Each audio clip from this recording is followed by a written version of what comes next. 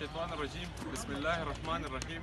زما نوم صادمین دی، د اسلامي کالج فرست ییر سټوډنټ یم. ملګرو دا پرون چې کومه واقعه شوې ده په سویډن کې د قرآن مجید د آتش زدګۍ د قرآن مجید د سوځېدو، ملګرو دا ډېر یو افسوسناک واقعه ده.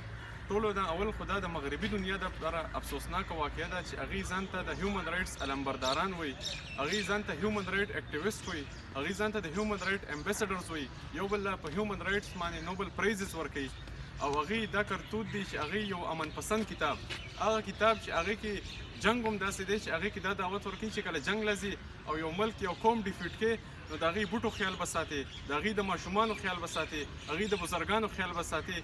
هغوی را لګېدلي دي او یو داسې بوک چې هغې ته چاته نقصان نشته هغه بوک هغوی سوځولی دی او بیا د هغوی د حکومتونو هغوی سپورټ کړی دی. ملګرو دا مغرب والا مغربي دنیا والا دا یهودیان او صلیبیان دا هغه خلک دي چې ځان ته امن پسند وایي، خو د دې په لاسونو باندې زموږ د برما د مسلمانانو وینه پرته ده، د دې په لاسونو باندې زموږ د الجزایر المراکش او زموږ د دې بر صغیر د بزرګانو وینه پرته ده.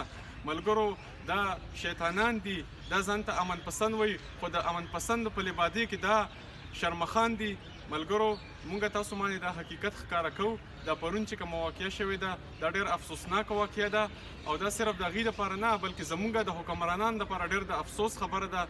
پکار وه چې زموږ حکمرانانو زموږ د پاکستان چې کوم اعلی سطح باندې قیادت دی هغوی په دې باندې سټینډ اخیستی و، چونکې دا یو اسلامي نظریې پاکستان د نظریې په اسلام په نوم باندې جوړ شوی دی. پکار وه چې هغوی په دې باندې مختلف پلیټفارم په استعمال کې راوستي و، اسلامي دنیا سره یې رابطې کړې وې او په دې کیسه باندې یو سټینډ یې اخیستی و. ملګرو په دې باندې به زموږ د اسلامیه کالج د نوجوانان اکشنلي، په دې باندې به سبا د اسلامیه کالج د نوجوانانو غونډه وي او په دې اکیډمیک بلاک کې به سبا په 10:30 باندې مونږ یو ریلی کوو، یو احتجاج به کوو او یو پروګرام به ریکارډ کوو. په دې کې به د قرآن په تقدس باندې خبره کیږي، په دې کې به د قرآن په جدوجهد د اقامت دین امن پسندۍ باندې به خبره کیږي او په دې کې به زموږ په تاریخ باندې خبره کیږي. ملګرو د اسلامي کالج د ټولو سټوډنټانو ته زما پیغام دی چې سبا ته 10:30 له هغوی ځان دلته راورسوي او دا پروګرام کې بر وخت شرکت وکړي. والسلام.